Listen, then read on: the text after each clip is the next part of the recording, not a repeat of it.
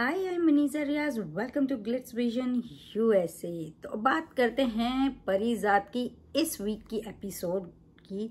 परिजात क्योंकि एनी तो चली गई हैं और परिजात के दिल में ये बात घर कर गई है कि एनी जो है उससे उसे दूर रहना है। वो बहुत दिल बर्दाश्त है। उसे ये एहसास हो गया कि एनी जो है वो इलाज करा के जब आएगी तो वो उस परिजात को अगर देखेगी तो वो उससे शर्जील से उसका कंपैरिजन करेगी और ये सारी सोच परिजात के दिल में घर कर देती है। और यही सोचता है परिजात फिर कि मैं ना अब ये सब छोड़ के जा रहा हूँ क्योंकि मैं थक गया हूँ ये भागते भागते लोगों के पीछे। वो एक प्यार की निगाह अपने लिए ढूंढते ढूंढते थक गया। एक निगाह माँ देती है और वही माँ आपको ऐसे बना देती है कि आप उनके शहजादे होते हो और फिर उसके बाद ना बहुत कोई आपको निगाह से नहीं देखता। बहुत बहुत कम लोग आएंगे आपकी जिंदगी में जो आपको आपकी वजह से पहचानेंगे। अदरवाइज लोग जो है ना ऊपर ही खूबसूरती देखते हैं और बोलते हैं हाँ ये ब्यूटीफुल है, ये अच्छा है, यही ज़बरदस्त सा इंसान होगा क्योंकि ये खूबसूरत दिख रहा है। तो कहते हैं ना, मगर मोस्टली ये होता है हर चमकती हुई चीज़ सोना नहीं होती है। इसी तरह से तो एनीवेज वो बड़ा दिल बर्दाश्ता हो गया और वो जो है जाने चाहता है। वो सब हमने देखा था पिछले एपिसोड में भी कि वो सेटल करता है चीज़ें कि भाई किस तरह काम होगा और मैं नहीं भी हूँगा तो भी काम चलेगा। और जो उनका बंदा है कमाली वो बार बार पूछता है क्यों जा रहे हैं। उसको नहीं, वो नहीं चाहता है वो जाए वहाँ से परिजात जाए। पर परिजात कहता है कि खुद की खोज के सफ़र में निकला हूँ और सॉरी मुझे थोड़ी कॉफ है और थक गया है। खुद से लड़ के वो थक गया है और अब दुनिया के सामने ना हथियार डाल देना चाहता है। इस तरह से वो कहता है क्योंकि कब तक लड़े वो दुनिया से, कब तक वो ये बताए लोगों को कि मैं अच्छा हूँ या मैं भी कुछ हूँ, कि तो मुझे भी वो निगाह दो, वो इज्जत जो तुम किसी भी खूबसूरत इंसान को देते हो। जबकि देखा जाए तो परिजात का सिर्फ एक रंग कम है या वो एक सिंपल सा आदमी है, लेकिन इसका मतलब ये नहीं है वो एजुकेटेड है, वो बहुत वाइज है और बहुत सारी खूबियां हैं उसमें। और बात दफा इंसान अपनी शायरी से, अपनी राइटिंग से बहुत प्यारी प्यारी गहरी गहरी बातें करते हैं जिससे उसके अंदर का पता चलता है। और ऐसा ही परिजात था और है। तो एनीवेज परिजात तो निकल जाते हैं और उनका जो वो सफ़र शुरू होता है तो उसमें जो है ना बहुत पीछे से बैकग्राउंड बड़ी जो है डायलॉग ज़बरदस्त से चल रहे थे। मगर उसमें वो जिस तरह से बोलता है कि मरकजी किरदार रहा हमेशा, अब जो है ना सानवी किरदार बनना चाहता हूँ। तो इस तरह से क्योंकि अब तक जो था मरकजी था, अब वो कहीं छुप के अब वो वाली जिंदगी गुजारना चाहता है जिसमें वो लोग परिजात को नहीं पहचाने।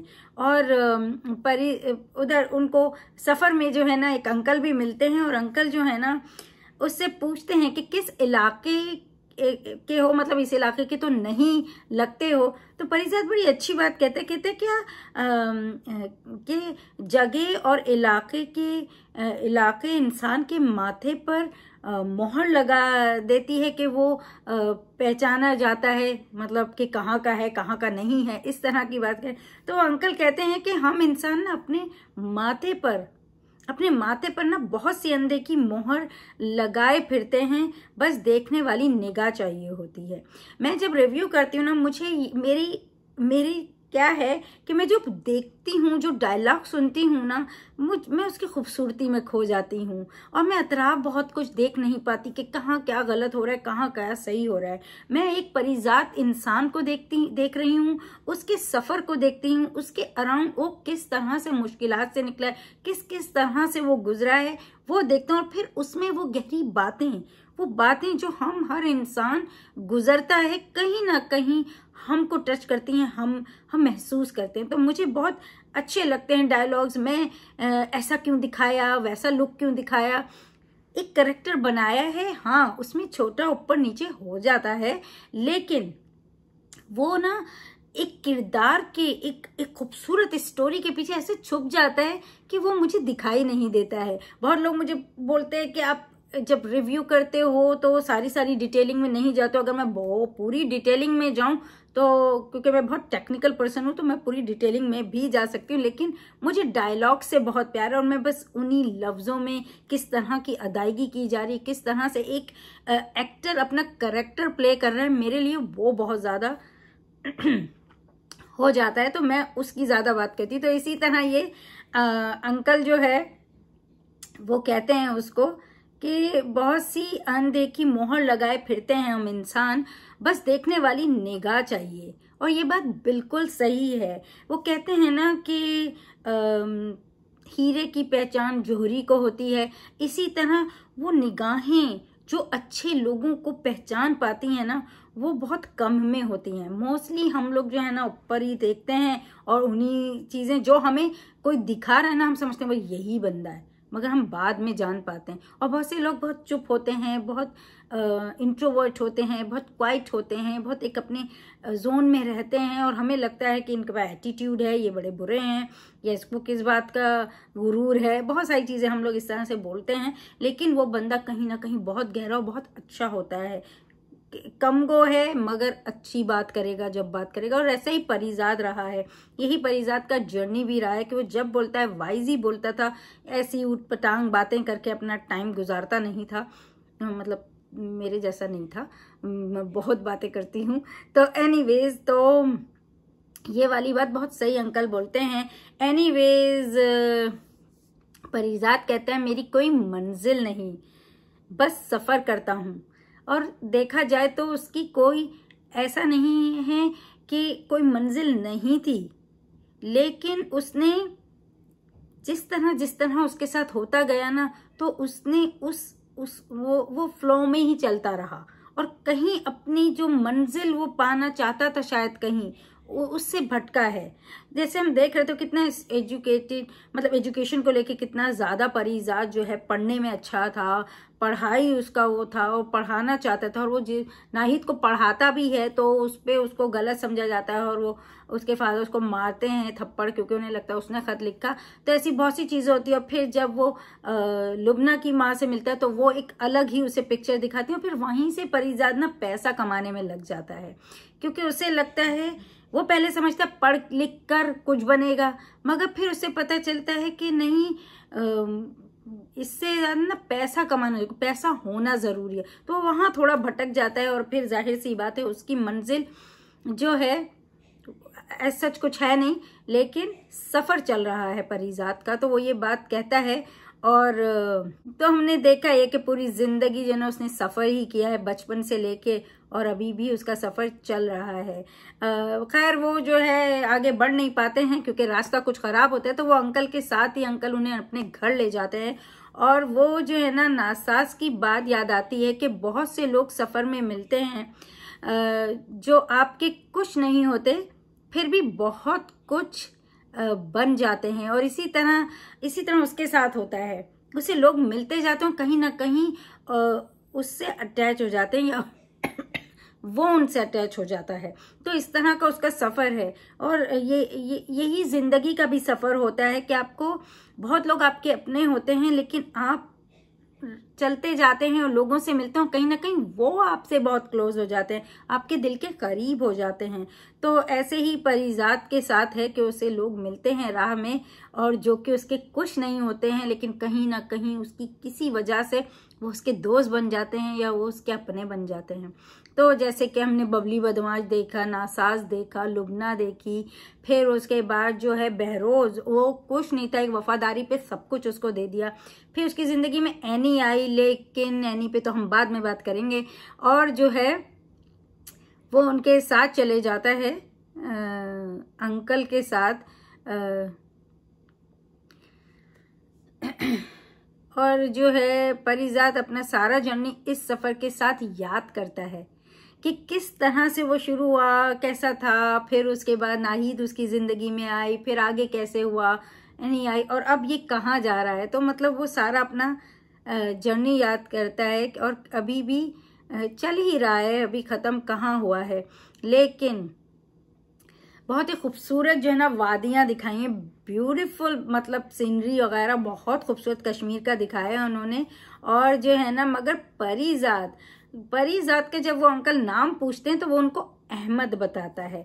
जैसे कि वो कहता है ना कि अभी मरकजी किरदार रहा, अब सानवी किरदार बनना चाह रहा है, तो वो इसलिए अपना नाम नहीं बताता है परीजाद, क्योंकि उसे लगता है कि वो जो परीजाद उसका नाम रहा है ना, उसका बहुत सफ़र रहा है उसकी वजह से, और अक्सर होता भी है, नामों का बड़ा असर होता है, और वो इसीलिए लोग बच्चों के नाम बदल भी देते हैं। तो थोड़ी थोड़ी इन्फॉर्मेशन भी साथ दे रही हूँ। एनीवेज, तो वो अपना नाम जो है उन्हें अहमद बताता है।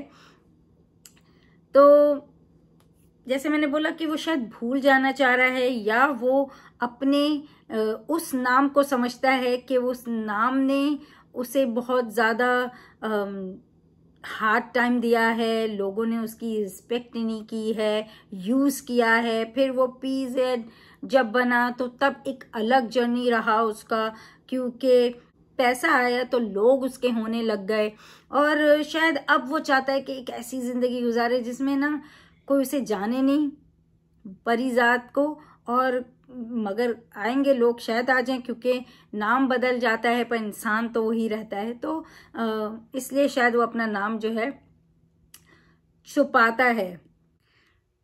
फिर वो अंकल से बातें करते हैं। अंकल को बड़ा ही उर्दू से मोहब्बत है, वो बोलते हैं बहुत ही खूबसूरत ज़बान है, और सही बात है, बहुत ही महज़्ज़ब ज़बान है। अब तो वक्त के साथ हम भी बहुत उर्दू नहीं बोल पाते हैं, लेकिन स्टिल लगता है कि अभी भी जब बात करते हैं बहुत तहजीब है जो भी हम बोलते हैं, और उनको लगता है कि आजकल के जो है ना ज़बान जो है ना उर्दू की, बहुत लोग उस तरह से नहीं बोलते हैं, और ख़राब कर दिया, इस तरह की बात वो करते हैं। पर देर नहीं हुई है, अभी भी बहुत लोग बहुत करेक्शन कर रहे हैं, और फिर भी उर्दू बहुत कुछ देखने को मिलता है, उर्दू में लोग बात करते हैं। वो तो जाहिर सी बात है, इंटरनेशनल लेवल पे जाना है तो लोग सीखते हैं। खैर, तो ये अंकल बोलते हैं, और सबसे प्यारी चीज़ मुझे लगी, लप्पे आती है दुआ, सुन के बचपन याद आ गया, हम पढ़ते थे, और बच्चों ने बहुत अच्छे से पढ़ा, और इतने क्यूटली उन्होंने, जब वो अहमद आते हैं तो उनको सलाम करते हैं, वो पूरा सलाम करते हैं, अस्सलाम वालेकुम व रहमतुल्लाहि व बरकातहू। तो बड़ा अच्छा लगा कि पूरा सलाम, हम तो बस अस्सलाम वालेकुम, बहुत से लोग सलाम इस तरह से करते हैं, लेकिन पूरी तहजीब अच्छी से दिखाई है वहाँ की कि किस तरह से बात करते हैं। तो ये आई थिंक कश्मीर का है, तो बहुत अच्छा दिखाया। और परीजाद जो है वो अंकल से क्वेश्चन करते हैं, वो चाहते हैं कि स्कूल की जो है हालत जो है वो सही करें, क्योंकि वो जिस तरह का वहाँ से मतलब गांव टाइप जगह है, वहाँ वो सब पढ़ा रहे हैं, तो इतनी फैसिलिटी नहीं है एंड और अंकल चाहते हैं कि वो जो है वो कॉलेज बनाएं। और परीजाद पूछते हैं, उनकी कन्वर्सेशन होती है इस चीज़ को लेकर के, हेल्प के लिए, जैसे कोई ऊपर वाले जो होते हैं बड़े पोस्ट पे लोग इस तरह से हेल्प करें वो स्कूल के लिए। और अंकल कहते हैं कि सब जो है ना अंग्रेज़ के गुलाम हैं, इस तरह की कुछ तो बात बोलते हैं। और फिर दिखाया कि अंकल को फीवर होता है, और जो है यहाँ से परीजाद को जो है ना वो अंकल क्योंकि बीमार हैं, तो फिर वो रिस्पॉन्सिबिलिटी लेता है कि वो पढ़ाएगा, क्योंकि अंकल परेशान है कि बच्चों की पढ़ाई में मतलब हर्ज होगा, उनका ज़ाया नहीं करना चाहते हैं। और परीजाद वो रिस्पॉन्सिबिलिटी लेता है कि मैं तैयारी कराऊंगा उन्हें एग्ज़ाम की, मैं पढ़ाऊंगा। और फिर जो है एक जावेद बच्चे की बात की है कि वो जो है बहुत ज़हीन है, पर उसे तवज्जो की ज़रूरत है, दी तो वो और अच्छे से करेगा, इस तरह की बात होती है। और परीजाद भी उनसे कहता है कि मुझे भी उर्दू से बहुत मोहब्बत है आपकी तरह, कभी ये मेरी पहचान थी, क्योंकि वो शायरी लिखा करता था। और अंकल बड़े खुश हो जाते हैं। एनीवेज, परीजाद जो है ना अपनी कहानी सुनाता है, ये बड़ा अच्छा सा वो है कि दिखाया कि परीजाद जो है ना उन्हें अपनी कहानी सुनाने जा रहा होता है। और कहता है कि माँ, वो बच्चा पूछता है कि परीजाद कैसा नाम है, तो वो कहता है कि माँ के लिए उनके बच्चे परीजाद होते हैं। और ये बात सही है, कैसा भी हो वो उनका शहजादा ही होता है, तो वो चीज़ सही है। मगर ये जो इस टाइम पे परीजाद तो नहीं बोल रहा था, लेकिन वो जो बैकग्राउंड पे आई थिंक नासास की आवाज़ है, वो जिस तरह से ये ख्वाब पे बोलता है, मैं पढ़ती हूँ क्योंकि वो बहुत ब्यूटीफुली राइट किया है मतलब उन्होंने। और ये है, मेरे ख्वाब तुम्हारे ख्वाब, हमारे ख्वाब इतने सारे ख्वाब, राज दुलारे ख्वाब, चांद और तारे ख्वाब, मेरी झोली में तुम्हारे दामन में, और क्या रखा है बस ख्वाब ही ख्वाब। हम सब अपने ख्वाबों की गठरी कंधे पे लांदे दर बदर भटकते, मगर ताबीर नहीं मिलती। हमारे ख्वाबों की ताबीरें जाने किस वीराने में गाफिल नींद की चादर ताने सोई पड़ी हैं, लेकिन हमारे बेचैन ख्वाब मुसलसल जाग रहे हैं। कितना खूबसूरत बोला है। ये हम सबकी बात है, हम सबके ख्वाब हैं। हम अपने ख्वाबों के लिए भागते हैं, ख्वाबों के लिए अपनी नींद खराब करते हैं, और कितने सारे ख्वाब हैं ना। तो ये हर तरह के जब छोटे होते हैं तभी अलग से ख्वाब होते हैं, है ना। तो इसी तरह से ये भी बहुत खूबसूरती से बोला गया है कि हर तरह की बात की है कि राज दुलारे ख्वाब, चांद और तारे ख्वाब। तो हम यानी छोटेपन में भी कितना देखते थे चांद तारों को, और उसको ही खोजने की कोशिश करते थे। फिर हमारे अलग सपने होने लगे, कुछ पाने के सपने। तो बहुत सारे ख्वाब होते हैं और इंसान उसे लेके जो है ना चलता रहता है, उसके लिए नींदें खराब करता है। तो बहुत प्यारा लगा ये। और एनीवेज अंकल तो बीमार होते हैं तो उनके इलाज के लिए उन्हें शहर ले जाना पड़ता है। और फिर जो है ना परिजात जो है ना फिर वहाँ रहते रहते वहाँ की ज़िंदगी में ढलने लगा है। उनकी तरह से वो लकड़ी तोड़ रहा है, वो काम कर रहा है, पढ़ा रहा है। वो ज़िंदगी में उसे ज़्यादा अच्छा लग रहा है। जहाँ लोग उसे जानते थे, मजाक उड़ाते थे, वो एक नई जगह पे आया तो वहाँ कुछ कहीं इस तरह से उसके ऊपर सवाल नहीं उठे हैं। उसे एक इज्जत मिल रही है, वो पढ़ा रहा है, वो वहाँ की ज़िंदगी में ढल रहा है। तो उधर भी एक बहुत खूबसूरत ये मन के जुगनू जला लेंगे, बहुत ब्यूटीफुल शायरी की। और मैंने पूरी तरह से लिखा नहीं है, पर जिस तरह से ख्वाब थे इसी तरह दिल में जुगनू जलाने की बात है। मतलब एक तरफ तो आपके सपने हैं, आपके ख्वाब हैं, और फिर दूसरी तरफ वहाँ जुगनू जगाने की बात हो रही है। मतलब कि एक उम्मीद, उन ख्वाबों को जीने की उम्मीद। तो इस तरह से ये बड़ा खूबसूरत सा शायरी है, जुगनू, मन के जुगनू जला लेंगे। तो सही बात है। और परिजात जो है जाहिर सी बात है वो अंकल को शहर ले जाने की बात करता है, और अपनी सारी जिम्मेदारी जो उसने ली होती है वो पूरी तरह से उसको कंप्लीट कर देता है। मतलब पढ़ाई हो, इम्तिहान हो, हर चीज़ को लेकर इस तरह से दिखाए। और अंकल से बड़ी दुआएं मिलती हैं।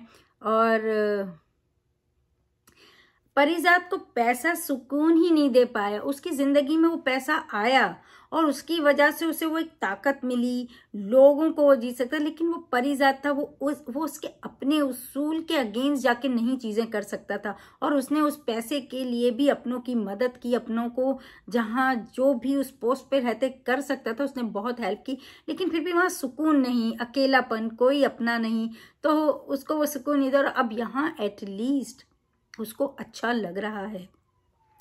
तो परिजात जब शहर आता है ना तो वहाँ एनी नजर आती है।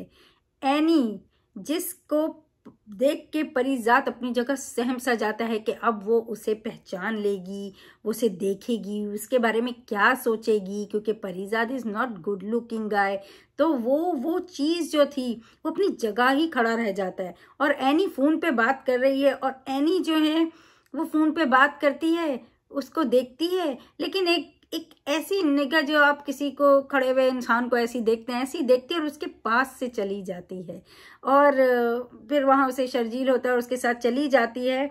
और वो एनी जो बिना देखे परिजात की अकीदत करती थी, आज आंखें आने के बाद पहचान भी नहीं सकी।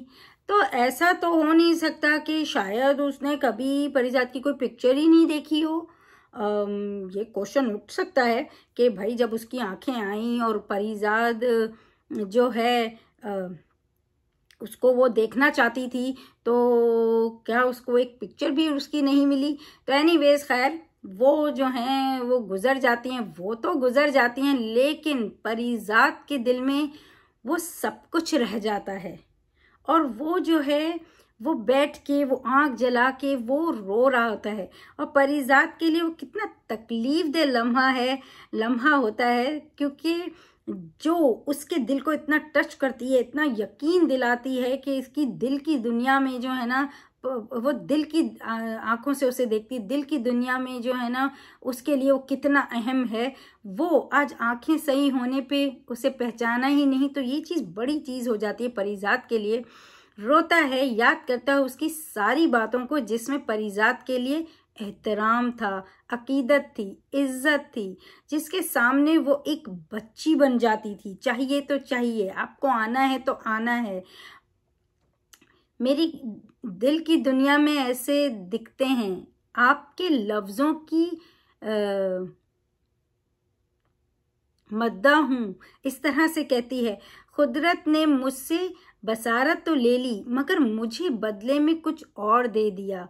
मेरे दिल को खूबसूरत लफ्ज़ों और एहसासात की आंच पर धड़कना सिखा दिया। इस अंधेरे में परीजाद पूछता, क्या सिर्फ लफ्ज़, जज्बा और अंदर के एहसास काफ़ी होते हैं किसी को छूने के लिए? एनी कहती है, क्या कुछ और भी चाहिए? ये सारी कन्वर्सेशन वो जब होती है जब वो उसकी मुजस्मा बनाती है, उसके मूर्त और उसको दिखाती है। वो उस टाइम ये बातें वो कहती है और पूछती है कि कुछ और भी चाहिए होता है। जो लोग नहीं देख सकते हैं उनकी दिल की दुनिया तो लफ्ज़ों से ही बनती है ना।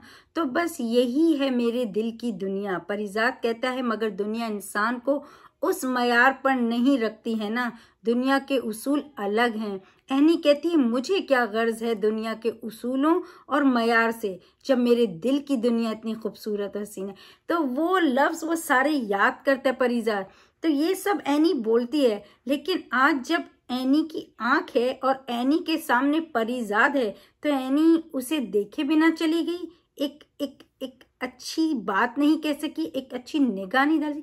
ये उसके एहसासात हैं कि वो तो कहती थी कि उसको देखना चाहती है, और उसके बाद भी ये सारी बातें की थी उसने। और आज जब वो उसके सामने खड़ा था और आज जब उसके पास आंखें थीं, लेकिन एनी ने उसे पहचाना नहीं, तो उसे बहुत दुख होता है। और फिर उसे नासास की बात याद करता है कि देर नहीं करो, जाकर कह दो।